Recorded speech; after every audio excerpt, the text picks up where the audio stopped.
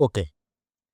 So আমরা এখানে একটি সার্কিট দেখতে পাচ্ছি এবং এই সার্কিটের AB র টার্মিনালের রেসপেক্টে আ ইকুইভ্যালেন্ট রেজিস্ট্যান্স বের করতে হবে।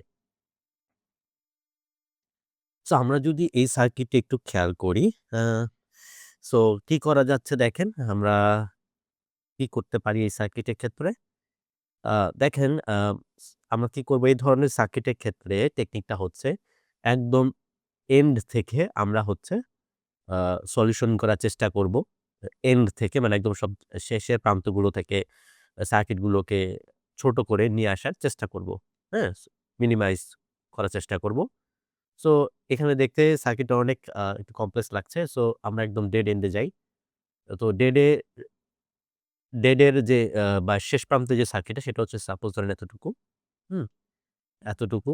এখন আমরা হচ্ছে একটু খেয়াল করে দেখি এখান থেকে কিছু আ ছোট করা যায় কিনা। সো আমরা যদি দেখি যে 9 ওহম এবং 11 ওহম এই ২ টা কিন্তু প্যারালাল। ঠিক আছে? তো আমরা দেখেন এই সার্কিটটাকে একটু রিড্র করে আঁকি এবং 9 ওহম এবং যেহেতু 11 ওহম পরস্পর সিরিজে আছে, হ্যাঁ? 9 ওহম এবং 11 ওহম যেহেতু পরস্পর সিরিজে আছে, তো এই ২ টা রেজিস্ট্যান্স এর পরিবর্তে আমরা এখানে একটা রেজিস্ট্যান্স লিখতে পারি।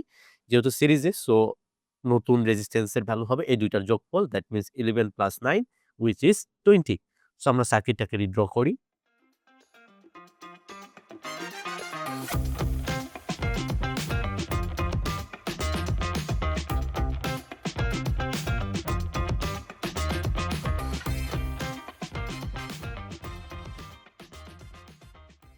সো এটি চলে আসলো।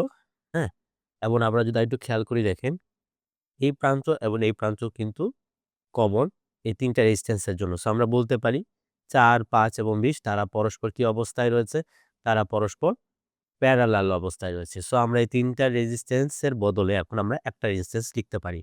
সো কিভাবে লিখা যাচ্ছে? সো এটার বদলে আমি যদি একটা ইকুইভ্যালেন্ট রেজিস্ট্যান্স আঁকি, মানে ইকুইভ্যালেন্ট সার্কিটটা আঁকি, তাহলে চেহারাটা হবে এরকম।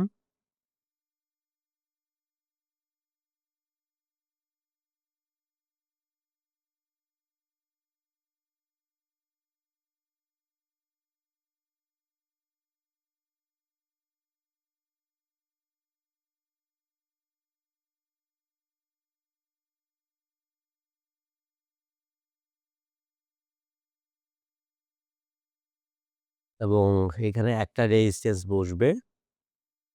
এই রেজিস্ট্যান্সটা হবে এই ৩ টা যে প্যারালাল আছে, এই ৩ টা প্যারালাল রেজিস্ট্যান্স এর ইকুইভ্যালেন্ট। সো এটার ভ্যালু কত হতে পারে? তো এটার ভ্যালু যদি আমরা বের করি তাহলে কিরকম হবে? সাপোজ এটার ভ্যালু যদি আমরা হচ্ছে RE দেই, হ্যাঁ? তাহলে RE র যে ভ্যালুটা হবে সেটা কিরকম? আমরা ২ টা ২ টা করে সলভ করতে পারি। আবার চাইলে একবারই ৩ টার জন্য বের করে নিয়ে আসতে পারি। So 1/RE is equal to 1/5 plus 1/4 plus 1 divided by 20। তো এখান থেকে আমরা RE এর ভ্যালুটা বের করে নিয়ে আসতে পারি। তাহলে R এর ভ্যালুটা কত হবে সেটা আমরা এখন ক্যালকুলেট করি।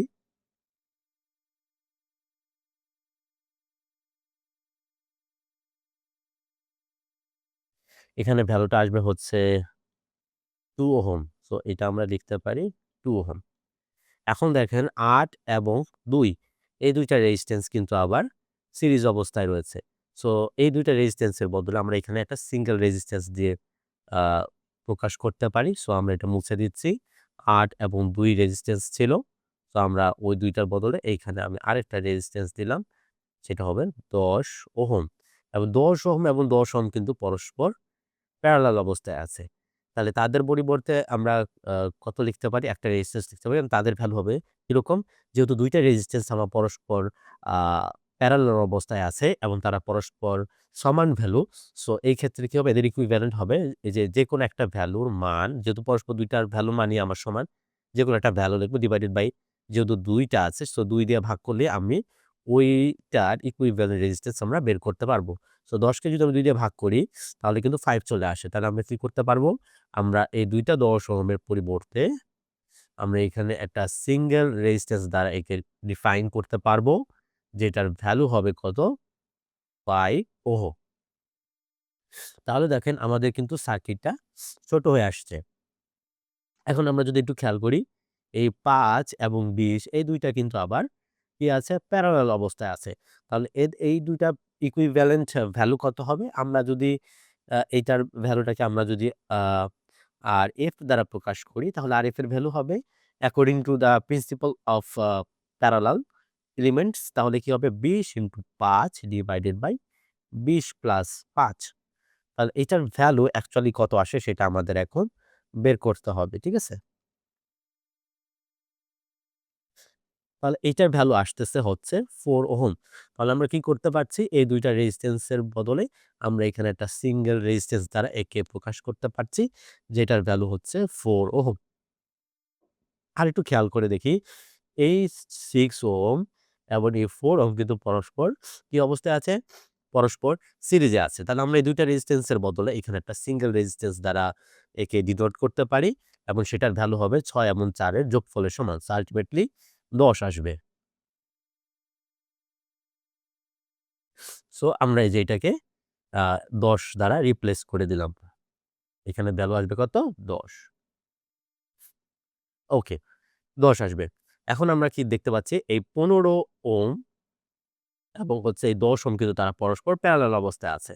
তাহলে এটার ইকুইভ্যালেন্ট ভ্যালু কত হবে? এটার যদি আমরা T দ্বারা লিখি, RT = 15 এবং 10 ওহম কিন্তু পরস্পর প্যারালাল অবস্থায় আছে। তাহলে এটা দেখি ২ টা প্যারালাল অবস্থায় থাকলে তাদের ইকুইভ্যালেন্ট ভ্যালু কত আসে? তাহলে ২ টার ইকুইভ্যালেন্ট ভ্যালু আসবে হচ্ছে 6 ওহম।